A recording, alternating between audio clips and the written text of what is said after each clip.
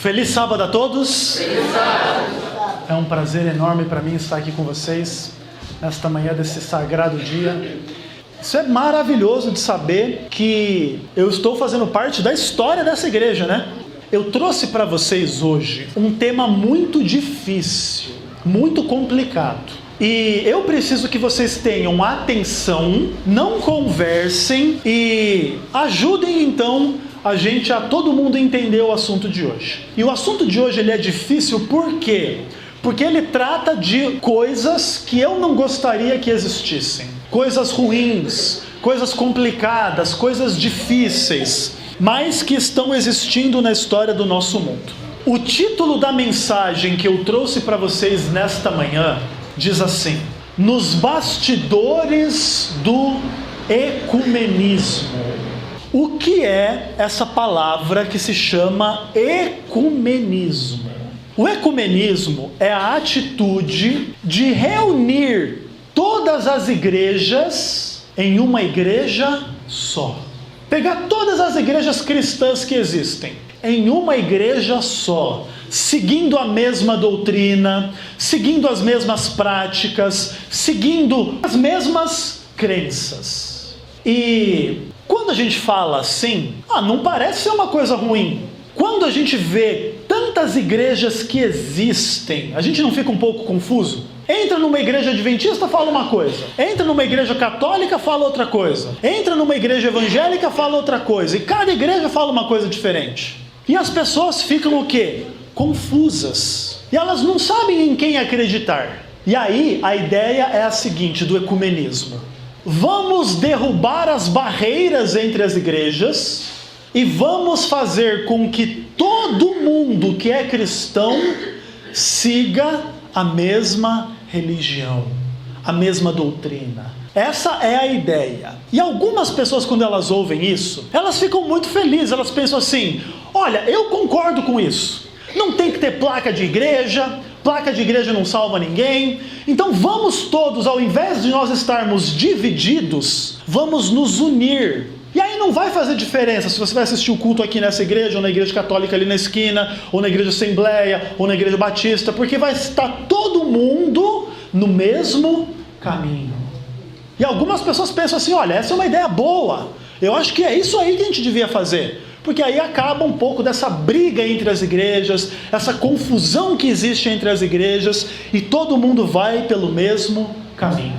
Vamos tentar entender esse assunto a partir da Bíblia. E abre aí a sua Bíblia, João capítulo 17. E hoje nós vamos ler vários textos da Bíblia e nós vamos aprender algumas verdades importantes da palavra de Deus nesta manhã. João 17, nós vamos ler 4 versos: o verso 14, o verso 17, o verso 21 e 23. Mas assim, com a Bíblia aberta, nós vamos orar primeiro para que Deus venha falar no nosso coração. Isso, João é lá no Novo Testamento. E assim, com a Bíblia aberta, então vamos orar para que o Espírito Santo venha falar no nosso coração. Vamos orar. Deus eterno, maravilhoso e bendito, é no nome de Jesus Cristo que nós nos reunimos nesta manhã para estudar a Tua Palavra, Senhor. Fala ao nosso coração pelo Espírito Santo e venha nos dar entendimento da Tua verdade. Em nome de Jesus nós oramos. Amém. João 17, verso 14, a Bíblia diz assim: eu lhes tenho dado a Tua palavra e o mundo os odiou, porque eles não são do mundo, como também eu não sou. Verso 17: santifica-os na verdade, a Tua palavra é a verdade. Verso 21: a fim de que todos sejam um, e como és Tu, ó Pai, em mim e eu em Ti, também sejam eles em nós, para que o mundo creia que Tu me enviaste. E o verso 23: eu neles e Tu em mim, a fim de que sejam perfeitos na unidade, para que o mundo conheça que Tu me enviaste e os amaste, como também amaste a mim. Olha só o desafio que nós temos, irmãos. Nós temos o mundo cristão dividido em milhares de denominações. Tem católico, tem evangélico, os evangélicos são divididos em milhares de igrejas. Tem igreja de todos os nomes, de todos os tipos, com todas as doutrinas. E Jesus, ele orou para que nós fôssemos um.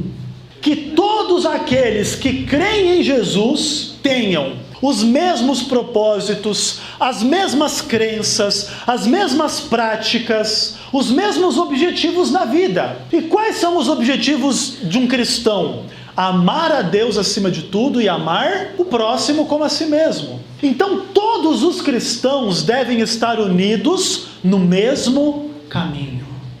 Jesus orou por isso. É fato que nós estamos, em certo sentido, muito longe de termos a unidade pela qual Jesus orou.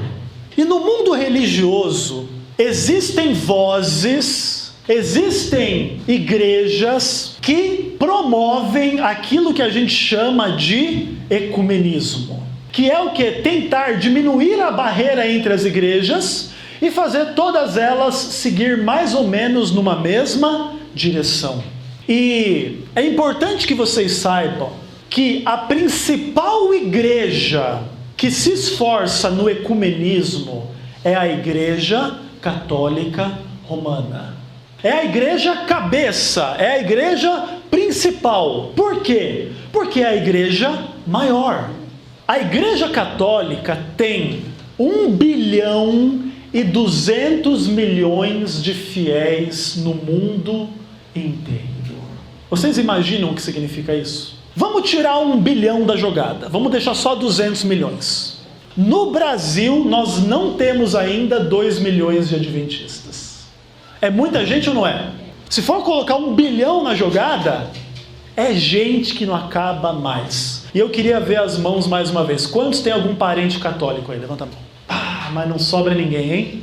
Todos nós, inclusive o pastor Ezequiel, temos os nossos parentes que se dizem católicos. E sabe que o mundo adventista anda meio alvoroçado com essa ideia do ecumenismo.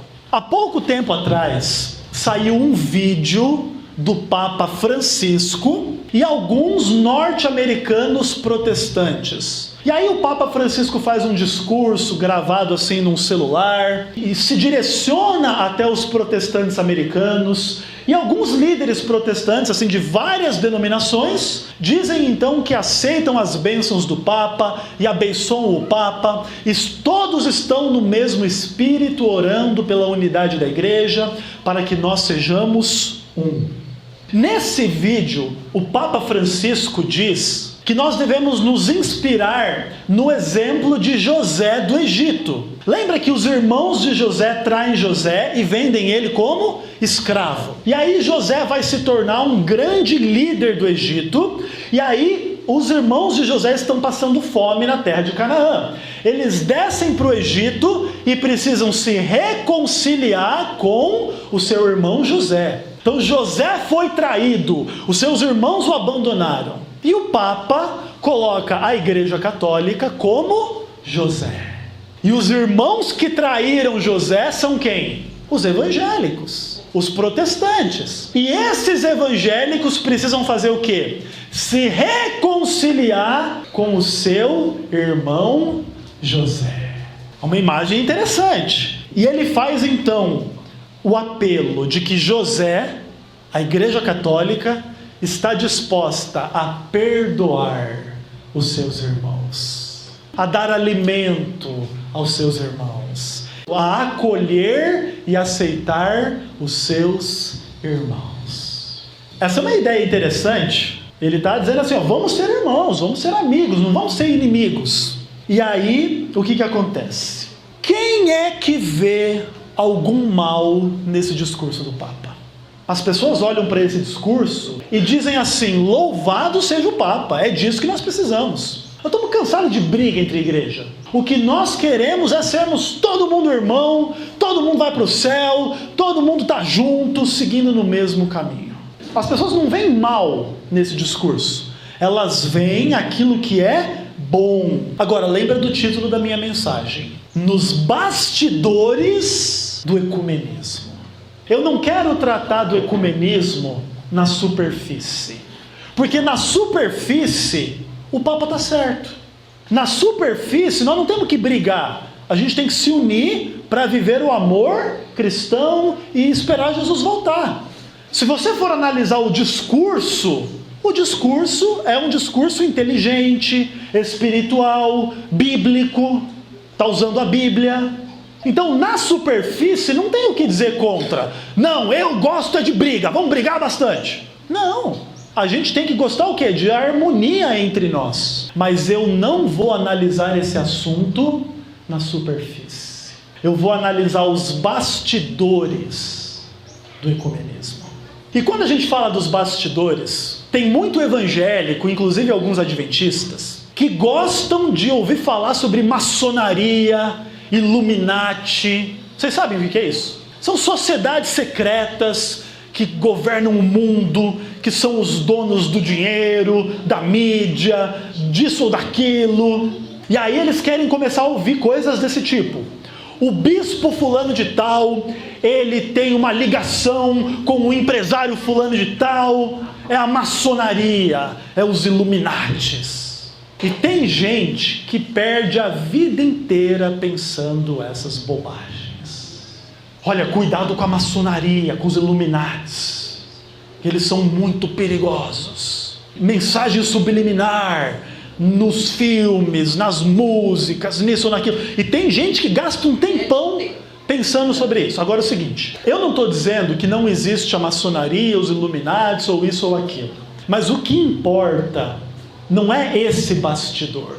Porque é aquilo que eu sempre digo, né? Se a sociedade é secreta, quem é que sabe o que acontece lá? Porque se a gente sabe, já não é mais secreto, né? Eu vou revelar para você o segredo. Bom, mas se eu vou revelar, já não é mais segredo. Mas eu vou avaliar essa ideia do ecumenismo, os bastidores do ecumenismo a partir da Bíblia. E abra sua Bíblia, Levítico capítulo 16. E agora eu quero conduzir vocês para o centro do Pentateuco, para a gente poder entender algumas profecias do livro de Daniel e algumas profecias do livro do Apocalipse, para a gente entender um pouquinho essa ideia do ecumenismo. Então, Levítico 16, vamos estudar a Bíblia, irmãos. Então nós vamos ler o verso 2, os versos 15 e 16, os versos 30 e 33. Todo mundo já encontrou aí?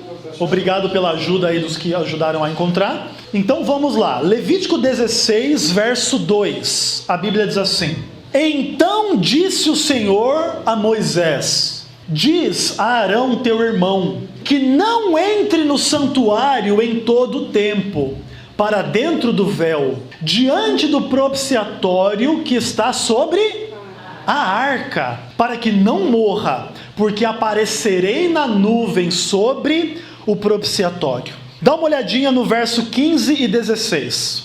Depois imolará o bode da oferta pelo pecado, que será pelo povo, e trará para dentro do véu, e fará com o seu sangue, como fez com o sangue do novilho, aspergi-lo-á no propiciatório e também diante dele. Assim fará expiação pelo santuário, por causa das impurezas dos filhos de Israel e das suas transgressões e de todos os seus pecados. Da mesma sorte fará pela tenda da congregação que está com eles no meio das suas impurezas. Olha o verso 30.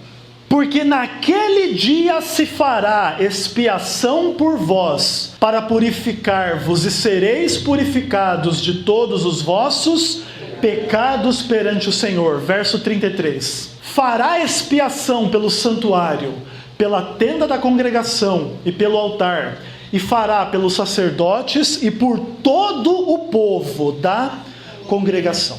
Irmãos, o que eu quero que vocês aprendam a partir desse texto? Vocês precisam entender uma coisa importante. O povo de Israel passava o ano inteiro sacrificando cordeiros para receber o perdão dos pecados. Existia lá no santuário de Israel o sacrifício contínuo. Todo amanhecer, todo pôr do sol, estava ali o cordeiro sendo oferecido em sacrifício. E se você tinha pecados, vamos pensar que você morava 500 quilômetros longe de Jerusalém. Você não tinha como ir lá no templo. Mas você sabia que naquela hora o cordeiro estava sendo sacrificado. E você orava 500 quilômetros longe: Senhor, nesse momento o cordeiro está derramando sangue. E eu sou um pecador. Pai, eu contei uma mentira para minha esposa. Eu pequei contra a tua lei. Pelo sangue do cordeiro eu te peço que o Senhor me perdoe. E assim o povo de Israel era perdoado dos seus pecados. Todos os dias. Não falhava um dia. Só que o que acontecia? Havia um dia por ano, que era o último dia do ano, no sentido do culto, em que eles faziam a purificação do santuário. E é por isso que a Bíblia diz: fala para Arão para que ele não entre diante da arca todos os dias, porque Deus vai aparecer diante da arca. E ali ele só poderia entrar uma vez por ano, que a gente chama o dia da expiação ou o dia da purificação do santuário. Quando naquele dia o santuário seria purificado dos pecados e transgressões do sumo sacerdote, dos sacerdotes e do povo inteiro.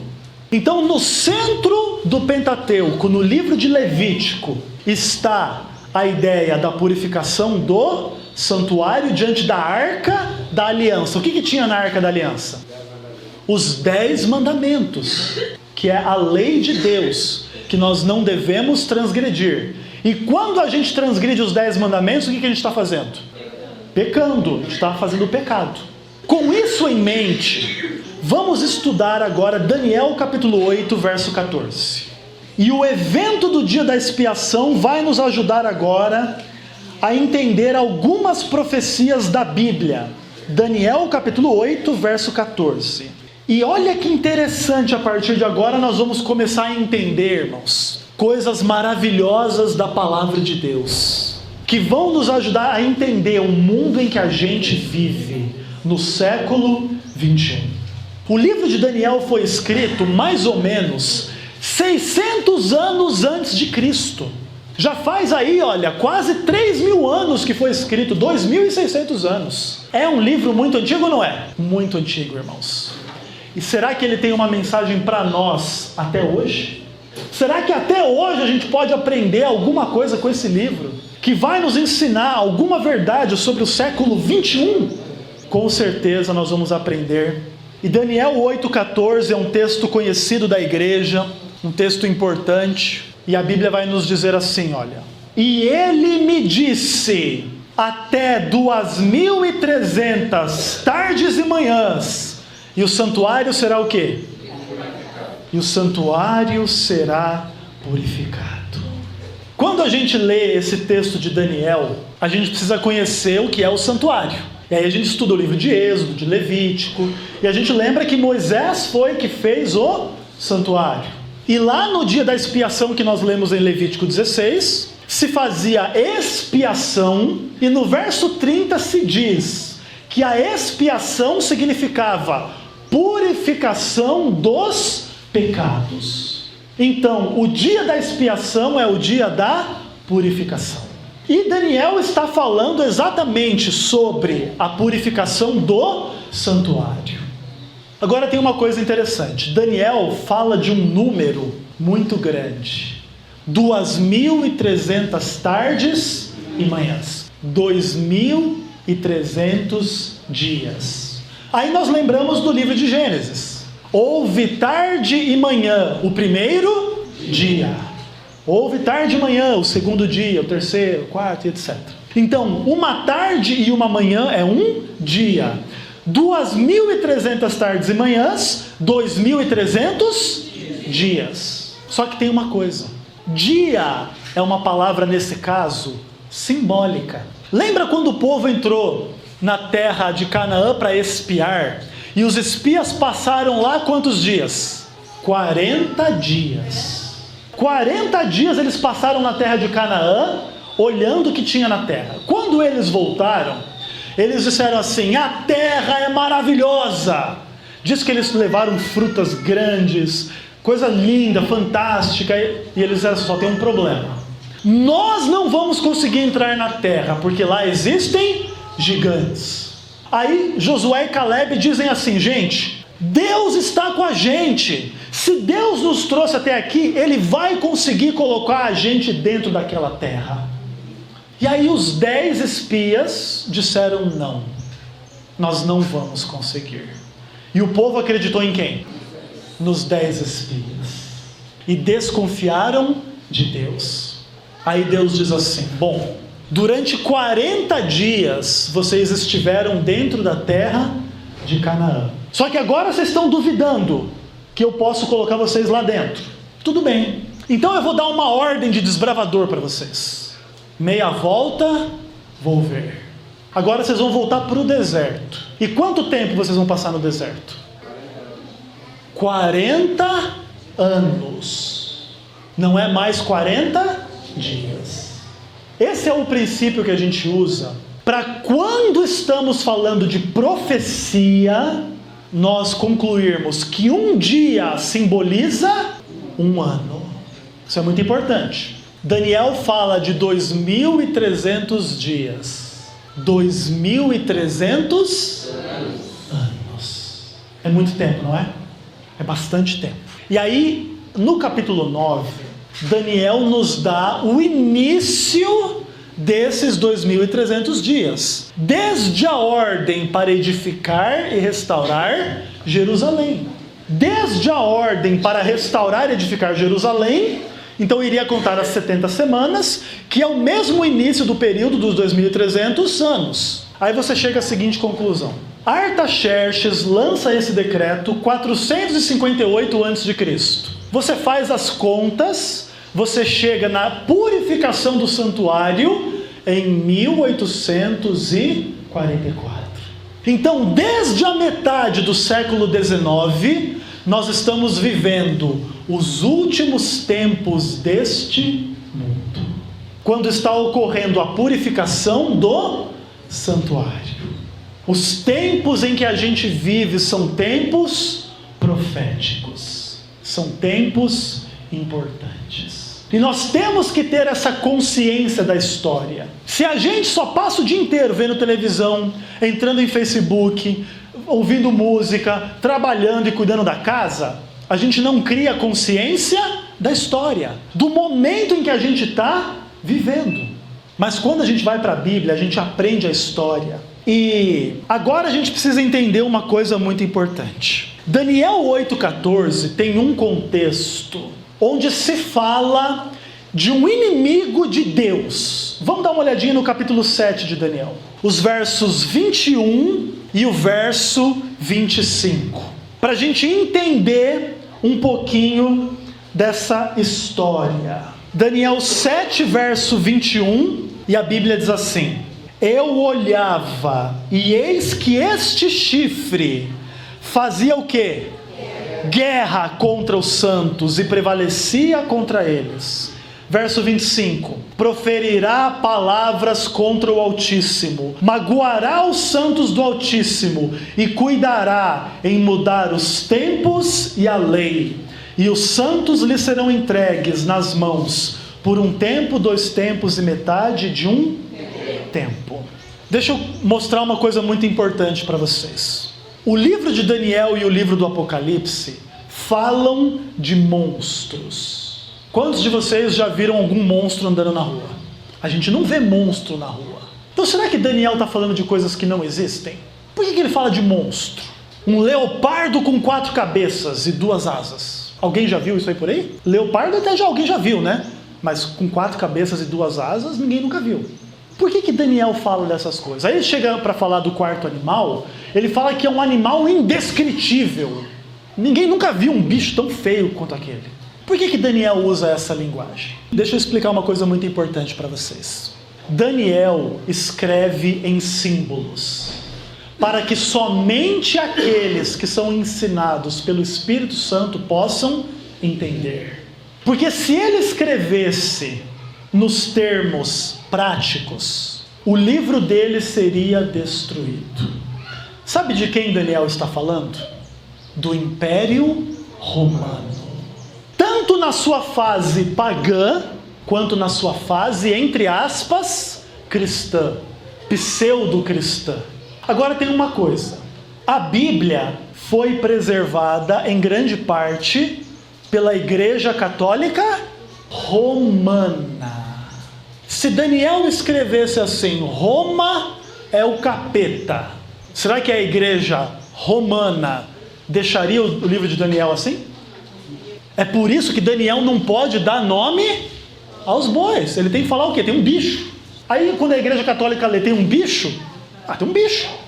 Um bicho tranquilo, né? Deixa o povo ler que tem um bicho. Tá entendendo como que Deus age? Deus vai agindo através da história porque Ele sabe que em algum momento da história a Bíblia vai ser preservada dentro de um contexto católico. Você tem, por exemplo, o Códice Sinaítico. Está lá na Igreja Católica. É um dos principais documentos bíblicos. Dos melhores textos da Bíblia que existem, textos antigos, está onde? Lá no Vaticano. E eles preservaram isso. Só que Deus sabe que, apesar deles parecerem ser uma igreja, olha só a obra que eles estão fazendo. E o chifre fazia guerra contra os santos. E proferia palavras contra Deus. E esse chifre iria mudar a lei de Deus. E agora você entende uma coisa. Existe 1 bilhão e 200 milhões de pessoas que vão na Igreja Católica, buscando aprender a palavra de Deus. E sabe o que eles são ensinados? As palavras dos homens. Existe 1 bilhão e 200 milhões de católicos que têm a Bíblia, que manda guardar o sábado, e que estão fazendo o quê? Guardando o domingo. É terrível ou não é, irmãos? É uma coisa pesada. Deus manda fazer uma coisa, a igreja manda fazer outra. E quem que o povo segue? O homem, a igreja. Então isso só já deve nos advertir de que essa ideia do ecumenismo e nos unirmos à Igreja Católica, pedirmos perdão para José, que é o Papa, é uma ideia o quê? Mentirosa, equivocada. Daniel 8, verso 12, a Bíblia diz assim, olha: o exército lhe foi entregue com o sacrifício diário por causa das transgressões, e deitou a verdade por terra, e o que fez? Prosperou. Irmãos, para ganhar uma alma para a verdade é difícil, não é? É difícil, né? Agora fazer católico é fácil, né? Mas nem nasceu, joga uma água na cabecinha e virou católico. A gente tem que ensinar a Bíblia, tem que pregar, tem que ajudar o povo com problema com sexo, com dinheiro, com sábado, com um monte de coisa, parar de fumar, parar de beber, para poder ser fiel à palavra de Deus. Católico, fuma, bebe, casa de qualquer jeito, e a igreja faz vistas grossas. Aí tá fácil ser cristão, não tá? E a Bíblia diz: largo é o caminho que conduz à perdição, mas estreito é o caminho que conduz ao céu, e poucos andam pelo caminho estreito. E a igreja deitou a verdade por terra, e o que fez? Prosperou. E a Bíblia diz: os mortos não sabem coisa nenhuma. E a Igreja Católica diz: ore para Santo Expedito, ore para Santo não sei das quantas, ore para Maria, que são todos mortos. E o povo segue e obedece. Eu sou devoto de Maria, eu sou devoto de não sei quem, acende vela, faz a estátua, transgride a lei de Deus que mandou não fazer imagem de escultura, e etc. A coisa é muito mais séria do que a gente imagina, irmãos. E o livro de Daniel nos ajuda a entender isso. Agora vamos para Apocalipse capítulo 11, verso 19. O último livro da Bíblia. Quando a gente chega no livro do Apocalipse, olha só o verso 19 do capítulo 11. Abriu-se então o santuário de Deus, que se acha no céu, e foi vista a arca da aliança no seu santuário, e sobrevieram relâmpagos, vozes, trovões, terremoto e grande saraivada. Irmãos, lembra que nós lemos em Levítico Arão não podia entrar todos os dias diante da arca. Só podia entrar no último dia, no dia da expiação, no dia da purificação. Quando chega na metade do livro do Apocalipse, o texto nos diz: abriu-se então o santuário e foi vista a arca da aliança. O dia da expiação, o dia da purificação. Está falando do mesmo momento que fala o livro de Daniel. A purificação do santuário chegou. E a partir do capítulo 12 até o final do livro do Apocalipse, estão descritas as últimas coisas que vão acontecer na face desta terra. E vocês têm que conhecer isso, e vocês precisam entender. Apocalipse 13, versos 1 a 3. E agora vocês vão começar a entender algo muito difícil, muito complicado, muito importante, mas que nós precisamos entender. E a Bíblia nos diz assim: vi emergir do mar uma besta que tinha 10 chifres e 7 cabeças, e sobre os chifres 10 diademas, e sobre as cabeças nomes de blasfêmia. A besta que vi era semelhante a um leopardo, com pés como de urso, boca como de leão, e deu-lhe o dragão o seu poder, o seu trono e grande autoridade. Então vi uma de suas cabeças como golpeada de morte, mas essa ferida mortal foi curada, e toda a terra se maravilhou, seguindo quem? Seguindo a besta. Irmãos, vamos entender uma coisa importante. Você já ouviu falar assim: olha, esse assunto não é um bicho de 7 cabeças. Querendo dizer assim, esse assunto não é difícil. Porque o assunto do bicho de 7 cabeças, esse sim é um assunto difícil. E de onde é que se tira essa expressão? De Apocalipse 13. E eu vi um bicho de 7 cabeças. E o que é esse bicho? Olha que ideia interessante. Quando você estuda o livro de Daniel, você lembra que Daniel teve uma visão e ele viu 4 animais. Vamos lembrar comigo: um leão, uma cabeça e nenhum chifre. Um urso, uma cabeça e nenhum chifre. Um leopardo, quantas cabeças? 4 cabeças, então já temos 6, e nenhum chifre. E um quarto animal, que tinha quantos chifres? 10 chifres. Se você reunir os 4 animais do livro de Daniel 7, o que você tem? Um bicho de 7 cabeças e 10 chifres. Não é interessante? Então o que é o bicho de 7 cabeças de Apocalipse 13? É a reunião de todos os bichos de Daniel, capítulo 7. E justamente ele fala exatamente desses bichos. Ele fala de uma besta como leopardo, urso e leão, que é a ordem inversa do que aparece no livro de Daniel. Agora, esse bicho de 7 cabeças, ele tem uma das cabeças que foi ferida de morte, mas essa ferida foi curada. Irmãos, dá uma olhadinha no verso 8 do capítulo 13. A ferida foi curada, está no passado. Quando chega no capítulo 13, verso 8, a Bíblia diz assim: e adorá-la-ão todos os que habitam sobre a terra, aqueles cujos nomes não foram escritos no livro da vida do Cordeiro, que foi morto desde a fundação do mundo. O que é que o mundo vai fazer com esse poder? Vai adorar. Agora, entendam uma coisa.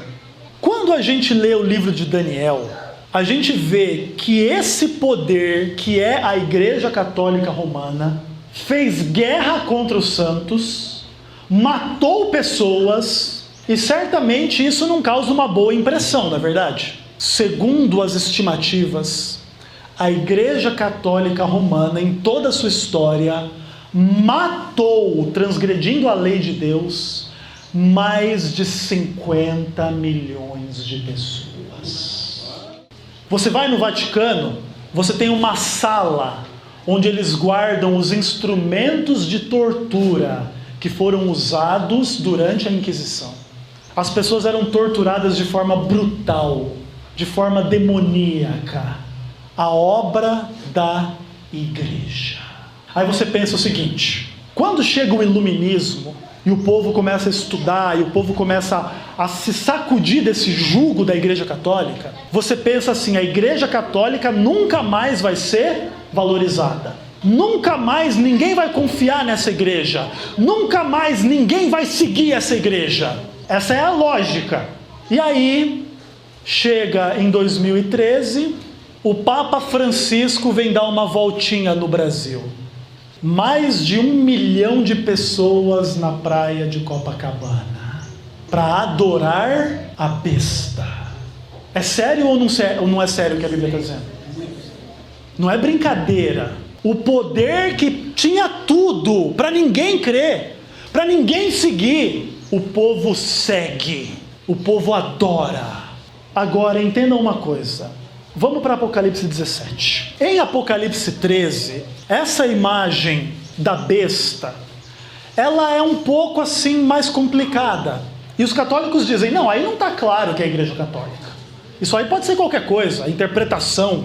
Vamos dar uma olhadinha no capítulo 17, versos 1 a 6. Aí a Bíblia diz assim: veio um dos 7 anjos que tem as 7 taças, e falou comigo dizendo: vem, mostrar-te-ei o julgamento da grande meretriz, que se acha sentada sobre muitas águas, com que se prostituíram os reis da terra, e com o vinho da sua devassidão foi que se embebedaram os habitantes da terra. Transportou-me o anjo em espírito a um deserto, e eu vi uma mulher montada numa besta escarlate, besta repleta de nomes de blasfêmia, com 7 cabeças e 10 chifres. Achava-se a mulher vestida de púrpura e escarlata, adornada de ouro, de pedras preciosas e de pérolas, tendo na mão um cálice de ouro, transbordante de abominação, e com as imundícies da sua prostituição. Na sua fronte achava-se um nome escrito: Mistério, Babilônia a Grande, a mãe das meretrizes e das abominações da terra. Entenda o seguinte: a Bíblia coloca uma imagem de uma grande prostituta que prostitui os reis da terra e que tem nomes de blasfêmia. Ela está adornada com ouro, vestida de vermelho e roxo, púrpura e escarlata. Ela tem um cálice na mão na qual ela bebe abominação, e ela é chamada de a Grande, a mãe das meretrizes. Vocês estão olhando esse livro que tem nas minhas mãos aqui? Catecismo da Igreja Católica. Irmão, vem aqui comigo, por favor. Vocês acham que esse camarada aqui é um mentiroso? É um cara terrível aqui? Ele é tipo o diabo, ele mente para todo mundo? Não, né? Então ele vai me ajudar a confirmar para vocês o que está escrito aqui. É o ensinamento da Igreja Católica. Não tô pegando outro ensinamento não, tá bom? Dá uma olhadinha comigo aqui. A Igreja, mãe e educadora. Tá escrito isso aqui? Tá. Então, mostra aí para a igreja. A igreja. Quem é a igreja? A mãe. Todos vocês ouviram falar a Santa Mãe Igreja. Aí, ó, a mãe. Quem é que está dizendo isso aqui? Eles mesmos. Não sou eu que estou falando que eles são a mãe. Agora, olha que interessante. O Catecismo Católico diz assim: o grau supremo da participação na autoridade de Cristo é assegurado pelo carisma da infalibilidade. Está escrito isso aqui? Está escrito. Sabe o que está dizendo aqui? Que a Igreja Católica é infalível. Mas quem é infalível, irmãos? Só Deus. Lembra que a mulher está revestida do quê? De nomes de blasfêmia. Você querer dizer que você não falha é uma blasfêmia, é uma mentira.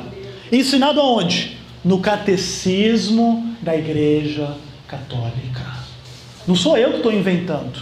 Esse é o livro da fé católica. Agora tem muito mais. Por exemplo, vamos dar uma olhadinha numa questão interessante. A Bíblia fala para nós guardarmos o sábado, ok? E aqui no Catecismo da Igreja Católica, nós lemos assim, olha, vamos dar uma olhadinha aqui. O Senhor teu Deus te ordenou guardar o dia do quê? Sábado. O dia de sábado. Está escrito aqui ou não está? Tá. Está escrito no Catecismo Católico. Deus ordenou guardar o sábado. Está escrito aí. Agora vamos dar uma olhadinha aqui mais. Olha só. O agir de Deus é o modelo do agir humano. Deus trabalhou 6 dias e guardou o 7º. Então é o modelo. Nós devemos trabalhar 6 dias e guardar o 7º. Então é o que a Igreja Católica está dizendo aqui. Aí o que mais? Jesus nunca profana a santidade desse dia. A Igreja Católica está dizendo, Jesus nunca transgrediu o sábado. É isso que a igreja está ensinando, certo? Está escrito aí. Agora eles começam a torcer as coisas. Eles dizem assim: o domingo se distingue expressamente do sábado, ao qual sucede cronologicamente, e cuja prescrição ritual substitui para os cristãos. Agora eles começam a dizer o seguinte: Deus mandou guardar o sábado, mas o domingo substitui para os cristãos. E aí eles dizem assim: o mandamento da igreja determina e especifica a lei do Senhor aos domingos, e nos outros dias de festa, de preceito, os fiéis têm obrigação de participar da missa. Está escrito aqui ou não está? O mandamento de quem? Da igreja. Não é de Deus. Especifica a lei do Senhor. Está dizendo o seguinte: a lei da igreja é a lei do Senhor. A igreja está no lugar de Deus. A igreja é quem manda. Vamos dar mais uma olhadinha aqui. Vocês acham que acabou? Olha o que a igreja diz: os poderes públicos, o governo, cuidará de assegurar aos cidadãos um tempo destinado ao repouso e ao culto divino. É obrigação do Estado, do governo, mandar o povo guardar o repouso. E aí você vê na nossa sociedade tudo aberto no sábado e muita coisa fechada no domingo, certo? E aí, para terminar, o sábado é substituído pelo domingo. Está escrito ou não está? No catecismo de quem? Da Igreja Católica. Se vocês tiverem alguma dúvida, vocês me procuram no final para vocês lerem com seus próprios olhos, tá bom? Ou seja, a melhor forma de você entender o que é a Igreja Católica é estudar o que eles mesmos ensinam, tá bom? Agora é o seguinte, irmãos, abre a Bíblia, Apocalipse 12, verso 17. Eu sei que essa não é uma mensagem muito fácil, mas tem que ser pregado, né? Apocalipse 12, 17, a Bíblia diz assim: irou-se o dragão contra a mulher, e foi pelejar com os restantes da sua descendência, os que guardam os mandamentos de Deus e têm o testemunho de Jesus, e se pôs em pé sobre a areia do mar. Capítulo 14, versos 6 a 7. E essa é a obra da Igreja Adventista do Sétimo Dia. Eu vi um outro anjo voando pelo meio do céu, tendo um evangelho eterno para pregar aos que se assentam sobre a terra, e a cada nação, tribo, língua e povo, dizendo em grande voz: temei a Deus e dai-lhe glória, pois é chegada a hora do seu juízo, e adorai aquele que fez o céu, a terra, o mar e as fontes das águas. Amém. A Bíblia diz, irmãos, que o povo de Deus é aquele que guarda os mandamentos. Os mandamentos de quem? Daquele que fez o céu, a terra, o mar e as fontes das águas, e tudo o que neles há.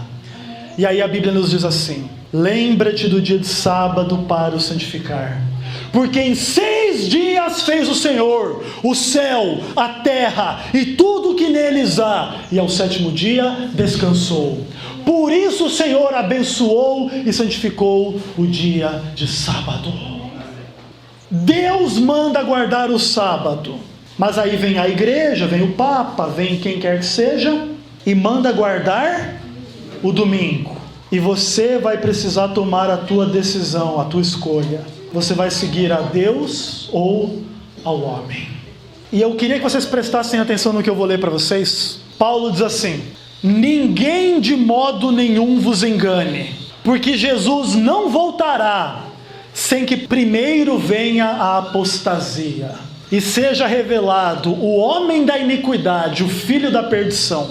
que se opõe e se levanta contra tudo que se chama Deus, ou é objeto de culto, a ponto de se sentar no santuário de Deus, ostentando-se como se fosse o próprio Deus, sentado no santuário de Deus, como se fosse o próprio Deus. O Papa se senta em um trono, Deus se senta num trono. O que Deus diz é infalível. E na teologia católica, o que o Papa diz é infalível. Você quer algo mais claro do que isso? Lembra do texto de Apocalipse 17? Adornada de ouro. Vai dar uma voltinha no Vaticano? Ouro para todo lado. Vestida de púrpura ou escarlata. Há pouco tempo trocou o Papa, né? Todos nós vimos na televisão. Os bispos vestidos vermelho, escarlata e roxo, púrpura. É as cores com as quais eles mesmos se vestem, não sou eu que estou falando. E a palavra de Deus já diz, desde o livro do Apocalipse, dessa grande prostituta que se chama a mãe das meretrizes. Quem são as meretrizes, irmãos? Toda a igreja que guarda o domingo e não guarda o sábado, segue a igreja católica, admita ou não admita. E a maioria das igrejas segue o domingo. É escola dominical, é culto dominical e etc. E aí vocês veem, né? O que é o ecumenismo? O ecumenismo, irmãos, quer unir católicos e evangélicos para unir a igreja, para que Jesus, né, que orou pela unidade da igreja, fique feliz. Mas Jesus orou assim: santifica-os na tua palavra. A palavra de Deus é a verdade. Quando Deus manda guardar o sábado, é a verdade. Não importa o que o Papa Francisco diga, não importa o que o Papa João Paulo II diz, não importa o que o pastor Ezequiel diz, porque o que importa é o que Deus diz. Agora, eu queria mostrar uma coisa para vocês. À luz da palavra de Deus, o ecumenismo é um engano. Não é através do ecumenismo que nós vamos alcançar a unidade da igreja. A unidade da igreja será alcançada estudando a Bíblia e seguindo a Bíblia. É assim que a gente vai alcançar a unidade da igreja. Para terminar, Apocalipse 18, verso 4. E essa é a mensagem que vocês precisam levar aos seus parentes, aos seus vizinhos, aos seus amigos. E a Bíblia nos diz assim, irmãos: ouvi uma voz do céu dizendo: retirai-vos dela, povo meu, para não serdes cúmplices em seus pecados, para não participar nos seus flagelos. Quem é que está na Babilônia? Povo meu. Povo de quem? De Deus. Nenhum de nós tem direito de dizer que católicos ou evangélicos pertencem ao diabo. Nenhum de nós pode dizer isso, porque eles pertencem a Deus, porque Deus os criou, porque Deus salvou eles através de Jesus Cristo. Essa é a verdade. Agora, Deus vai fazer um convite para eles: sai dela, povo meu. E quem sabe essa igreja aqui nesse bairro esteja cumprindo essa ordem. E vocês estão saindo de igrejas católicas e evangélicas para fazer o quê? Estudar a Bíblia e seguir a palavra de Deus. É por isso que eu disse, irmãos, que hoje nós estamos cumprindo a história nessa igreja. Não é para falar mal de igreja nenhuma. Nós somos melhores que os outros. Não. Nós somos pecadores também, nós somos fracos, nós somos falhos. E o pastor Ezequiel é o mais pecador aqui dentro. Eu não sou melhor do que o Papa Francisco, eu não sou melhor do que nenhum pastor, do que nenhum padre, não é isso que eu estou dizendo. O que eu estou dizendo é, a palavra de Deus é a verdade, e nós temos que seguir a verdade. Você quer seguir a verdade? Se você quer, se coloque em pé e vamos terminar em oração. A nossa intenção não é ofender, não pense que os parentes católicos evangélicos vão tudo para o inferno, não. Jesus ama eles e nós temos que trabalhar por eles, para que um dia essa igreja esteja cheia dos teus parentes, cheia dos teus vizinhos, cheia dos seus amigos, para guardar o sábado, para amar as pessoas e para amar a Deus acima de tudo. Vamos orar nesse momento. Senhor maravilhoso e querido, É no nome de Jesus que nós agradecemos a mensagem da Tua palavra nesta manhã. Obrigado porque a verdade, ela é tão clara na profecia da Bíblia, Pai. O Senhor sabe que o nosso mundo tem sido enganado, mas pelo poder do Teu Espírito, que o Senhor venha destruir a obra do engano, Pai. Que o Senhor livre muitas pessoas do engano religioso da Igreja Católica, Evangélica, Espiritismo ou qualquer coisa que não seja a verdade da Tua palavra. Que o Senhor possa nos salvar pela Tua graça e também a nossa família e também os católicos e os evangélicos que pertencem ao Senhor. Que a Tua graça seja sobre nós. Nós oramos em nome de Jesus. Amém.